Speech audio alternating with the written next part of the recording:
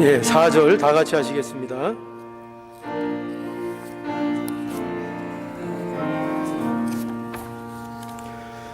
고요한 밤, 거룩한 밤, 주 예수 나신 밤, 그의 얼굴 광채가 세상 빛이 되셨네. 왕이 나셨도다. 왕이 나셨도다.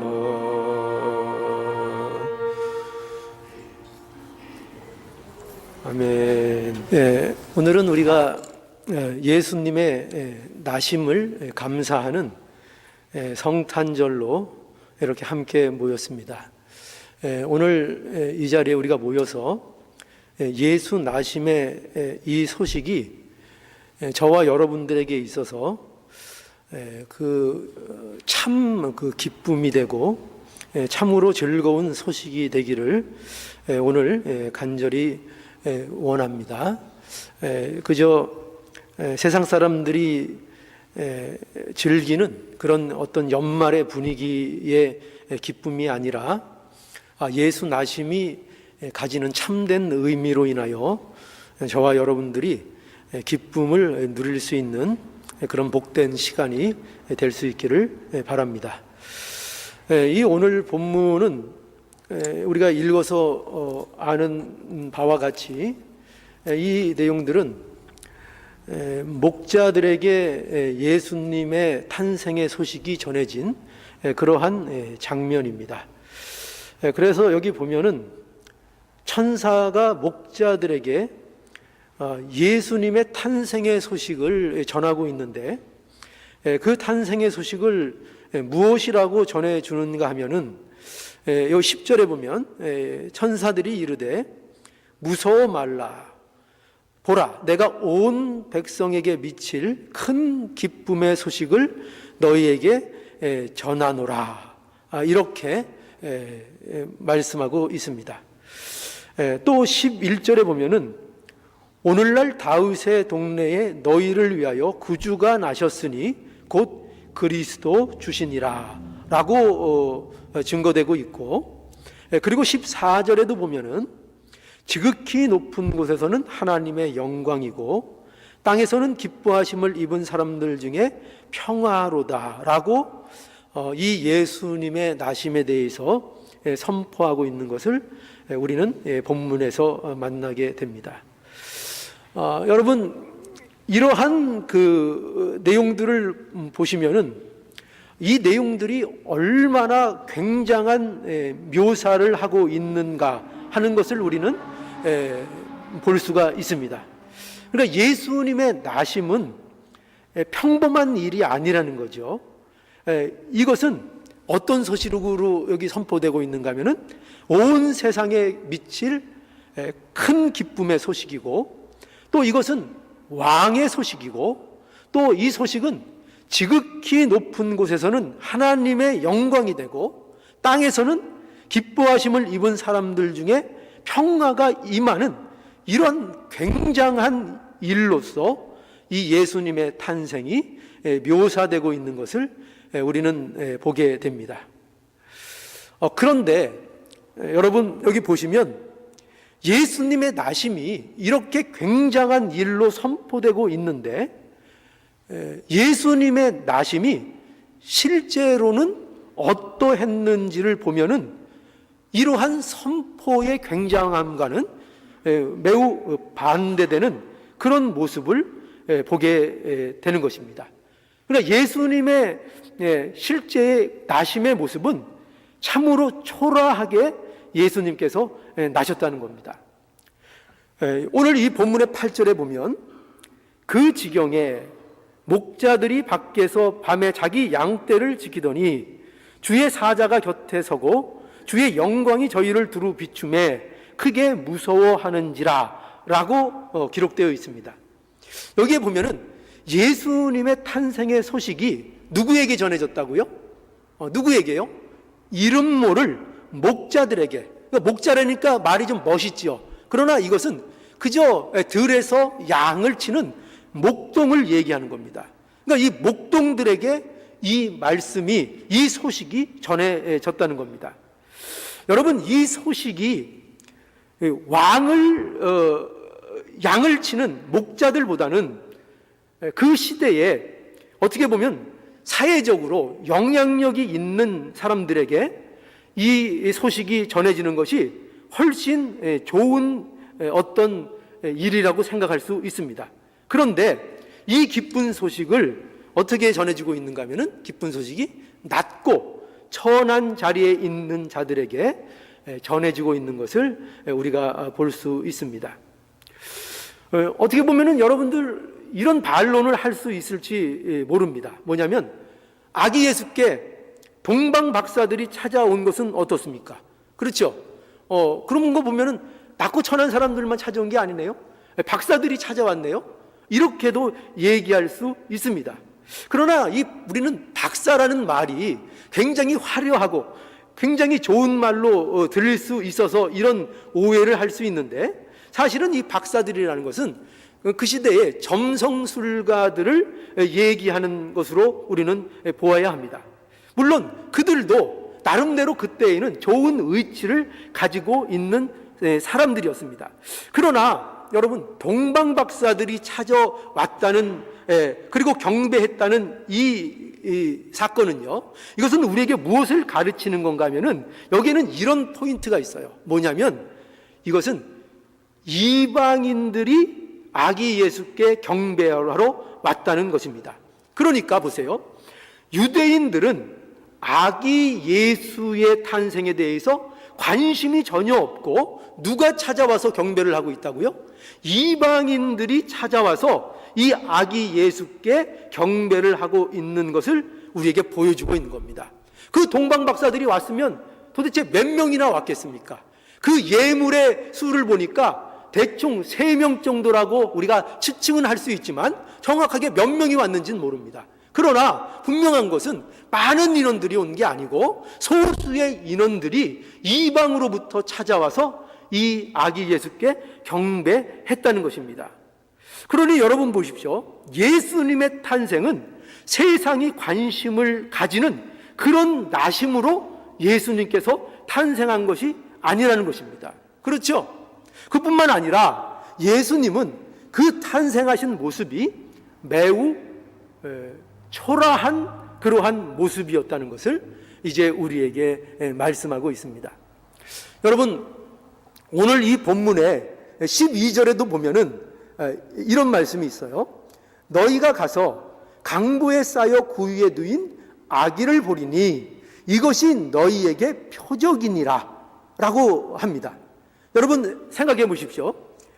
다윗의 동네에 너희를 위한 구주가 나셨다는 것입니다. 그런데 그가 구주인, 그러니까 그 난 아기가 구주신 표적이 뭐냐 할 때 뭐라고 되어 있는가 하면은, 강보에 쌓여 구유에 누인 아기를 보리니, 이렇게 말하고 있습니다. 여러분, 이게 무슨 말씀이죠? 강보에 쌓여 있고 구유에 누여 있는 그 사실이 어떤 표적이라는 거예요? 그가 구주라는 표적이라고 얘기하고 있는 것입니다. 자, 생각해 보십시오. 여러분, 우리가 생각할 때에 이 아기가 우리의 왕으로 탄생한 그런 아기라는 것을 나타내려면은 어떻게 보면은 정말 왕다운 표적이 있어야 될 것입니다. 그렇죠?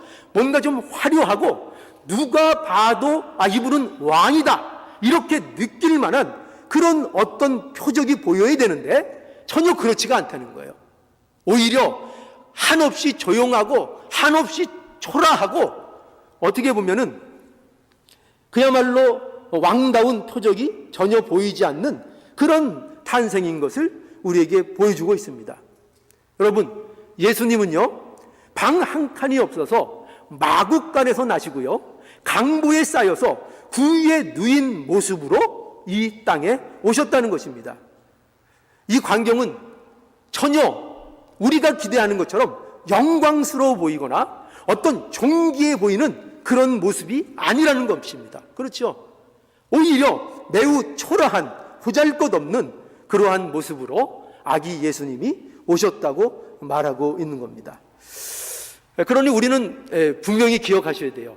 아기 예수가 탄생한 이 일은 세상 사람들이나 또 저와 여러분들이 기대하듯이 매우 화려한 그런 영광스러운 모습이 아니라 이 탄생은 매우 초라했다는 것을 우리는 기억하고 알아야 한다는 것입니다. 그러면 우리는 이런 생각을 할 수 있겠죠. 뭐냐면 예수님은 도대체 왜 이렇게 세상 사람들이 주목을 받지 못하는 아주 초라한 모습으로 이 예수님께서 탄생하셨는가 하는 것입니다. 그것은 우리에게 매우 중요한 진리를 말해주고 있는 거예요. 그것이 뭔가 하면은 예수님이 이 세상에 오신 것은, 예수님이 이 세상에 나신 것은 왕으로서 대접을 받거나 어떤 왕으로서의 권세를 누리기 위해서 이 땅에 오신 왕이 아니고 우리 예수께서는 섬기기 위해서 오신 왕이라는 것을 이 나심을 통해서 우리에게 보여주고 있는 것입니다. 즉 마리아의 태를 통해서 우리와 같은 피와 살을 가진 인간으로 오셔서 죄인들을 위해 대신 죽으시러 오신 그 예수님의 나심을 우리에게 말씀하고 있는 겁니다. 여러분, 그래서 우리는 여기에서 놀라운 진리를 보게 되는 거죠. 그것은 뭐냐면은 예수님의 나심은요, 예수님의 나심은 이거를 전제했다는 거예요. 뭐냐면 인간의 죄를 전제한 사건이라는 것입니다. 왜 그렇죠? 왜 그런가 하면은 예수님의 나심은 하나님께서 인간의 죄를 해결하기 위해서 쓰신 방법이기 때문입니다. 그래서 우리가 지난 시간에 본 마태복음 1장 20절에도 21절에도 보면은 아들을 낳으리니 이름을 예수라 하라. 이는 그가 자기 백성을 저희 죄에서 구원할 자이심이나 하니라 라고 말씀하고 있습니다. 그러니까 하나님께서 인간의 몸으로 세상에 오신 것이 자기 백성들의 저희 죄에서 자기 백성들을 구원하시기 위해서 이렇게 친히 오신 것이라는 것을 분명하게 우리에게 보여주고 있는 것입니다. 이 사실은 굉장히 중요해요. 왜냐? 그렇기 때문에 여러분 보세요. 성탄, 예수님의 나심을 기뻐하는 것은 이것이 없으면 불가능하다는 거예요. 뭐냐면 죄에 대한 인식이 없으면 불가능하다는 것입니다.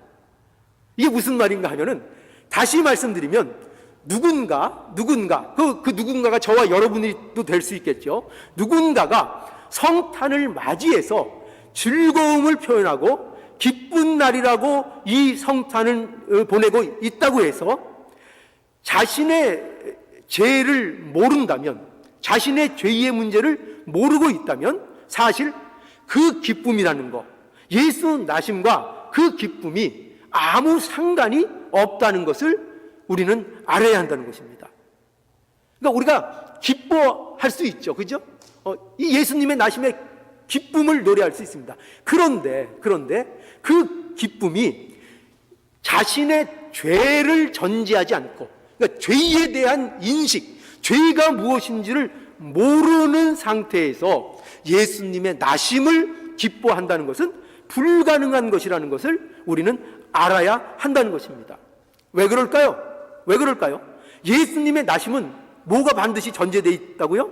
우리의 죄에서 우리를 구원하시기 위해서 오셨다는 거잖아요. 그죠? 우리를 우리의 죄에서 구원하러 오셨다고요. 그러니 예수님의 나심에 대해서 죄라는 것을 제외하면 그것은 예수님의 나심에 대한 기쁨을 제대로 이해할 수 없다는 것입니다. 마태복음 11장 5절에 이런 말씀이 있어요. 소경이 보며 안진뱅이가 걸으며 문둥이가 깨끗함을 받으며 귀머거리가 들으며 죽은 자가 살아나며 가난한 자에게 복음이 전파된다 하라. 자, 여러분, 누가 예수님의 나심을 기뻐할 수 있는가? 과연 누가 예수님의 나심에 대해서 기뻐할 수 있는가 할 때 그 사람들이 여기에 나열되고 있는 거예요. 그러니까 예수님이 그리스도인 그 증명이 뭐냐? 무엇을 통해서 예수님이 그리스도이심을 알 수 있는가 할 때 그 예수님이 나심을 통해서 누가 과연 기뻐할 수 있는가? 그런데 여기 어떻게 표현되어 있는가 하면은 소경이 보고 안진뱅이가 걸으며 문둥이가 깨끗함을 받으며 귀머거리가 들으며 죽은 자가 살아나며 가난한 자에게 복음이 전파된다 하라. 그러니 여러분 보세요. 누가 과연 기뻐하는 것입니까? 누가 기뻐하죠? 자기가 죄인인 줄 아는 사람들. 그러니까 여기 나타난 소경, 내가 소경이라는 걸 아는 거예요. 내가 소경입니다. 내가 안진병이입니다. 내가 문둥병자입니다. 내가 귀머거리입니다. 내가 죽은 자입니다. 내가 가난한 자입니다. 심령이 가난한 자입니다. 이 사실을 아는 자, 이 사실을 인식하는 자, 이 자만이 예수님의 나심을 진정으로 기뻐할 수 있다고 말씀하고 있는 겁니다. 그렇기 때문에 예수님의 이 성탄의 소식이 기쁨이 되는 것은요, 모든 사람에게 기쁨이 되는 것이 아닙니다. 이거는 모든 사람에게 기쁨이 되는 거 아니에요. 성탄의 소식은 오늘날 많은 사람들이 듣고 있지만, 그러나 이 성탄의 기쁨을 소유할 수 있는 자가 누군가 하면은 지금 계속 말씀드린 것처럼 죄의 문제에 대해서 분명히 자각하고 있는 사람들, 그 사람들만이 이 성탄의 기쁨을 소유할 수 있다는 겁니다. 우리 자신이, 자기 자신이 얼마나 영적으로 무지한 사람인가, 또 영적으로 무지한 데다가 게다가 왜 이렇게 고집은 센가, 또 얼마나 내 자신이 이기적인가, 얼마나 나는 나 자신밖에 모르며 사는가, 이러한 문제에 대해서 자기가 정말 이러한 사람이라는 것을 인식하고 그래서 예수 그리스도 앞에 나올 수밖에 없는 자, 그런 자만이 예수님의 나심에 대해서 참으로 뭘 느낄 수 있다고요? 기뻐할 수 있다고요. 그 소식에 대해서. 그것에 대해서 정말 기뻐할 수 있다는 것입니다. 그래서 우리는 이 사실을 분명히 인식하는 사람들이 되어야 되겠어요. 나는 하나님, 지옥에 떨어져 죽어도 1000번, 아니 10,000번 죽어야 마땅한 사람입니다. 이 사실을 하나님 앞에 고백할 수 있어야 된다는 거예요. 이거를 고백할 수 없는 자들은 예수 그리스도의 나심에 대한 기쁨에 참여할 수 없다는 것입니다. 왜 그렇죠? 예수님의 나심은 죄에서 구원하시기 위하여 예수님이 나셨기 때문이에요. 그런데 예수님이 오신 목적이 그건데 자신들이 죄인인 것을 모르고, 자신들이 소경인 걸 모르고, 자신들이 기머거리인 걸 모르는데 어떻게 기뻐할 수가 있겠어요? 어떻게 예수님이 오신 게 기쁨이 될 수 있겠어요? 그저 세상적인 어떤 기쁨, 즐거움, 들뜸, 그런 거에 불과할 수 있는 것입니다. 에베소서 2장 1절로 3절에 보면은요, 이런 말씀이 있어요. 너희의 허물과 죄로 죽었던 너희를 살렸도다. 그때에 너희가 그 가운데 행하여 이 세상 풍습을 쫓고 공중의 권세 잡은 자를 따랐으니 곧 지금 불순종의 아들들 가운데 역사하는 영이라. 전에는 우리도 다 그 가운데에서 우리 육체의 욕심을 따라 지내며 육체와 마음이 원하는 것을 하여 다른 이들과 같이 본질상 진노의 자녀이었더니, 이렇게 증거하고 있습니다. 이 말씀은 사도 바울이 우리의 구원이 하나님의 은혜라는 것을 선포하기 위해서 이 내용을 기록하고 있는 것입니다. 자, 그런데 보세요. 그 구원의 은혜를 선포하는데 바울이 하나님의 은혜를 선포하기 전에 먼저 우리에게 알아야 할 것이 있다는 것을 지금 여기 말씀하고 있는 거예요. 그것은 뭔가 하면은 우리가 구원받기 전에 상태가 어떠했느냐 하는 것입니다. 우리가 구원받기 전에는 뭐였다고요? 본질상 진노의 자녀였다고 합니다. 그래서 인간은 누구나 태어날 때부터 공중의 권세 잡은 자 아래 속해 있다는 거예요. 그것은 이런 의미죠. 타락한 인간은 중립지역에 있는 존재가 아니라는 거예요. 중립적인 어떤 가운데 있는 존재가 아니라 인간은 하나님 앞에 순종할 줄 모르고 자기 욕심만 따라가고 자기 원하는 것만 하는 그런 존재다, 이렇게 말하고 있는 것입니다. 이것이 바로 구원받기 전에 모든 인생의 모습인 거예요. 자기밖에 모르는 거예요. 세상만 따르는 거예요. 그저 중립적인 위치에 있는 것이 아니라 적극적으로 사탄 마귀를 따라가는 그러한 삶을 사는 것, 이것이 구원받기 전의 모습이라는 거예요.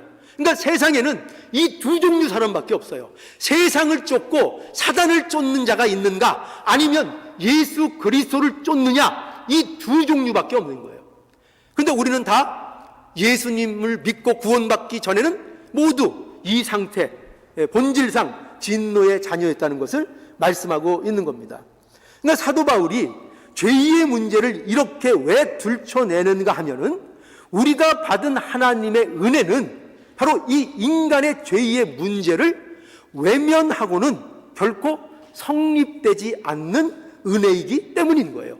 그렇기 때문에 사도 바울은 모든 구원이 하나님이 주신 은혜다, 선물이다, 이것을 전하기 앞서서 인간이 얼마나 본질상 진노의 자녀였는가 하는 것을 앞서 말하고 있는 것입니다.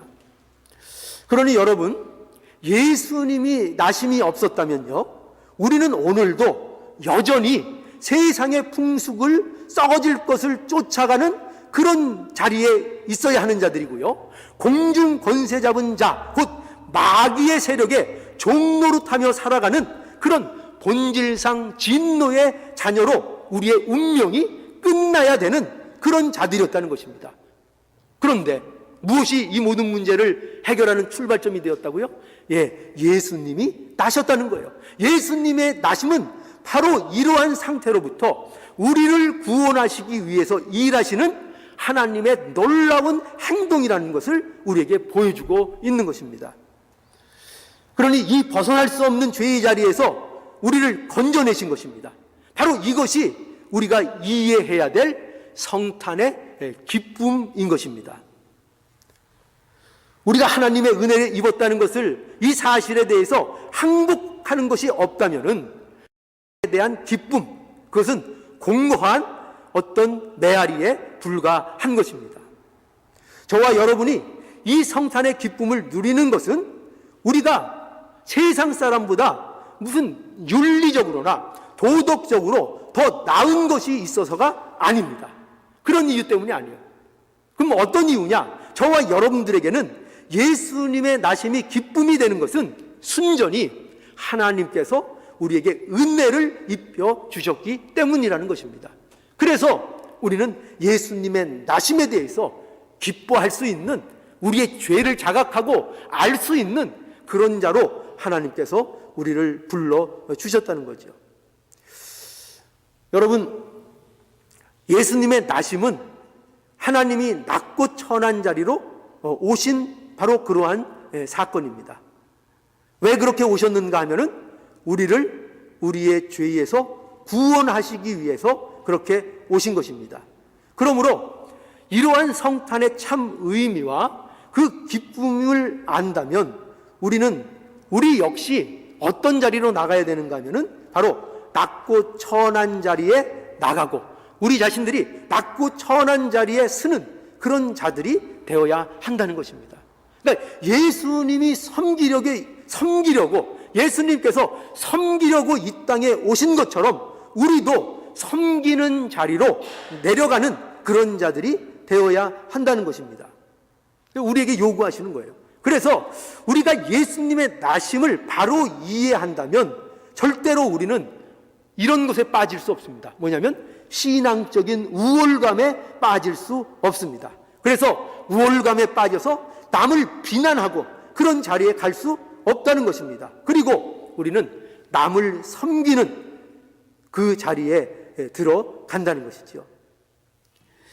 예수님의 탄생의 의미를 바로 안다면 우리는 우리 가운데 누구도 우리 자신의 상태를 자랑할 수 없고 우월감에 빠질 수 없다는 것을 우리는 알아야 하겠습니다. 우리는 그런데 어떤 현실을 갖고 있습니까? 우리가 예수님의 나심을 기뻐한다고 얘기하면서도 우리는 이 낮아지는 자리에 들어가지 못합니다. 우리는 겸손한 자리에 들어가지 못합니다. 왜 이렇게 낮아지는 것이 힘들고 왜 이렇게 겸손해지는 것이 힘든 그런 현실 속에 우리가 있는지 모르겠습니다. 그러니 여러분, 예수님의 나심을 생각할 때에 우리가 이 예수님의 나심을 통해서 우리의 삶 속에서 우리가 정말 낮아지고 남을 섬기는 자리로 우리 자신들이 내려가는 이 진정한 천국의 삶을 우리가 살 수 있어야 한다는 것입니다. 우리에게 있어서 천국의 삶은 무엇이냐? 다른 게 아니에요.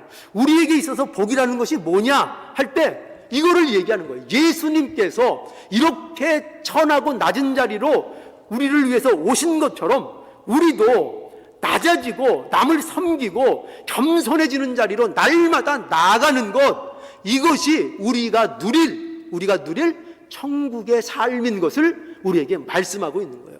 그러니까 우리가 앞으로 우리에게 올 하나님의 나라, 그 나라를 우리가 경험하기 위해서는 뭐를 해야 된다고요?